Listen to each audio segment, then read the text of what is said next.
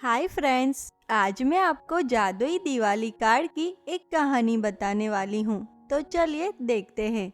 लेकिन उससे पहले अगर आपने हमारे चैनल को सब्सक्राइब नहीं किया तो प्लीज सब्सक्राइब कर दीजिए और हाँ, बेल आइकन को ऑन कर दीजिए। देवनगर नाम का एक बहुत ही समृद्ध गांव था। इस गांव के सभी लोग पैसों से लेकर हर चीज में बहुत ही होशियार और समृद्ध थे। दिवाली का त्योहार आने ही वाला था और इसीलिए देवनगर गांव के सभी लोग दिवाली की तैयारियों में लग गए थे। तभी एक दिन गांव के मुखिया गांव में एक सभा बुलाते हैं और वहां सबसे कहते हैं, कुछ ही दिनों में दिवाली का त्योहार बस आने ही वाला है और आप सबको पता है कि हम पिछले कई सालों से स्वर्गलोक, नागलोक, डायन लोक और जलपरी देश, इन चारों लोक में हम दिवाली का निमंत्रण कार्ड देते हैं और हर साल चारों लोक से सभी हमारे निमंत्रण पत्र को स्वीकार कर हमारे गांव में दिवाली का त्योहार साथ में मनाने के लिए आते हैं। और आप सभी को ये भी पता है कि कुछ साल पहले जब हमारे गांव के पास दिवाली में दिया जलाने के भी पैसे नहीं थे, तब सभी परियां, नागिनें, डायनें और जल परियों ने ही हमारी मदद की थी और हमारे गांव को एक समृद्ध गांव बनाया था। और इसीलिए तभी से चारों लोक के रहवासी हमेशा दिवाली का त्योहार हमारे गांव में ही मनाते हैं। इसीलिए ये लो, ये दिवाली का निमंत्रण कार्ड आप सभी मिलकर अभी से चारों लोक में भिजवा दो, क्योंकि दिवाली में अब केवल 20 दिन ही बाकी है और दिवाली का ये निमंत्रण पत्र चारों लोक में पहुंचने में 10 से 15 दिन तो लग ही जाएंगे। इसीलिए आप लोग आज ही इस निमंत्रण कार्ड को हमारे गांव के दूत के हाथों चारों लोक में भिजवा दो, ताकि सभी लोक में ये दिवाली का निमंत्रण कार्ड समय सर पहुंच जाए और सभी दिवाली में हमारे गांव में आए। इतना बोलकर गांव के मुखिया दिवाली के निमंत्रण कार्ड गांव के सभी लोगों को दे देते हैं। वहीं गांव के लोग अपने दूत यानी कि एक एक कबूतर के मुंह में दिवाली का एक एक कार्ड रखकर चारों लोक में उन चारों कबूतरों को भेज देते हैं। वहीं दूसरी तरफ पास के गांव में रहने वाले सुनील नाम के मुखिया को जैसे ही इस बात का पता चलता है कि तभी वह बोलता है, अच्छा, तो इस बार भी देवनगर गांव के मुखिया ने चारों लोक में निमंत्रण कार्ड भिजवाए हैं, ताकि सभी उनके गांव में दिवाली का त्योहार मनाने के लिए आए। लेकिन इस बार ऐसा नहीं होगा। इस बार तो मैं इन गांव वालों का यह निमंत्रण पत्र चारों लोक में नहीं पहुंचने दूंगा। इतना बोलकर सुनील जंगल में जाकर उन चारों कबूतरों के पास पहुंचता है और फिर उन चारों कबूतरों के मुंह से दिवाली के निमंत्रण पत्र को निकाल देता है और उन्हें फाड़कर उसी जंगल में फेंककर वहां से चला जाता है। वहीं दूसरी तरफ स्वर्ग लोक की परियां, नागलोक की नागिनें, डायन लोक की डायनें और जल परिदेश की जल परियां देवनगर गांव के निमंत्रण पत्र का इंतजार कर रही होती हैं और सभी दिवाली का त्योहार मनाने के लिए देवनगर जाने की तैयारियां करने लगती हैं। ऐसे देखते ही देखते कुछ दिन बीत जाते हैं। तभी एक दिन देवनगर गांव का मुखिया दिनेश जंगल से होकर गुजर रहा था कि तभी उसकी नज़र जंगल में पड़े फटे हुए दिवाली के निमंत्रण कार्ड के टुकड़ों पे जाती है और यह देखकर दिनेश बहुत ही हैरान हो जाता है और वह तुरंत ही उन निमंत्रण कार्ड के टुकड़ों को लेकर अपने गांव वालों के पास पहुंचता है और उनसे कहता है, ये तो वही 4 दिवाली के निमंत्रण कार्ड के टुकड़े हैं जो हमने चारों लोक में भिजवाने के लिए दिए थे। ये निमंत्रण कार्ड के टुकड़े तो मुझे जंगल में पड़े हुए मिले।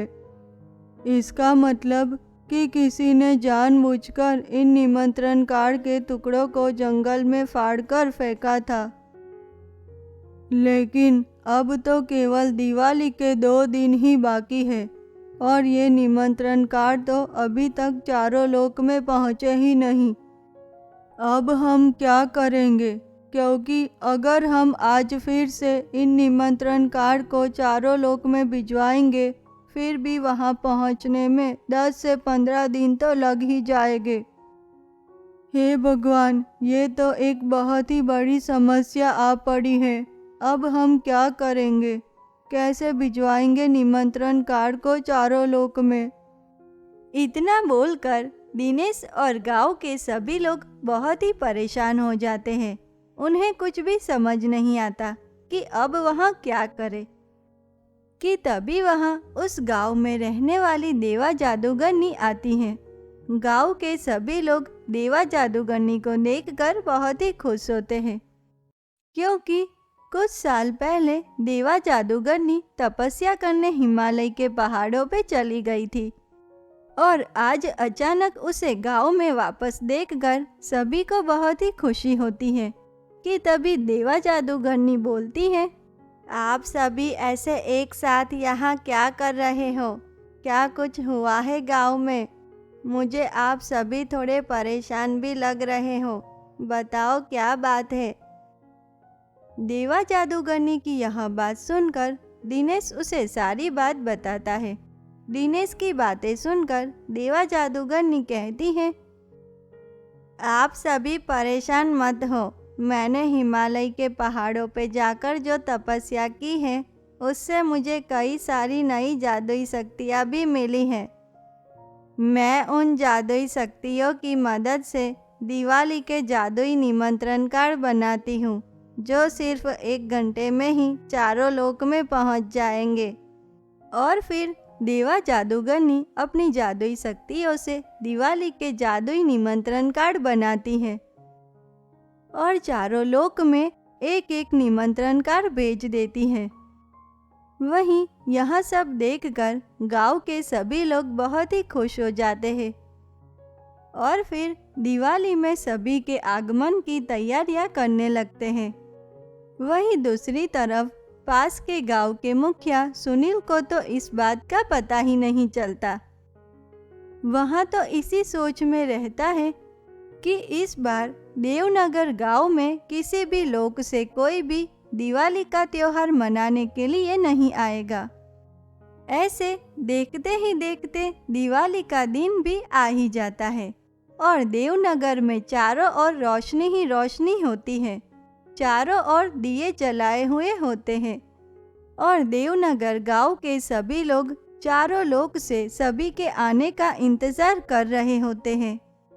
तभी स्वर्ग लोक से सभी परियां, नागिन लोक से सभी नागिनें, डायन लोक से सभी डायनें और जल परी देश की जल परियां देवनगर गांव में पहुंचती हैं।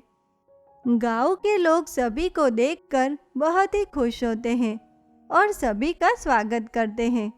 वहीं पास के गांव में जैसे ही इस बात का पता चलता है कि तुरंत ही वहां सब लोग भी देवनगर गांव में सबके साथ मिलकर दिवाली का त्योहार मनाने के लिए आते हैं।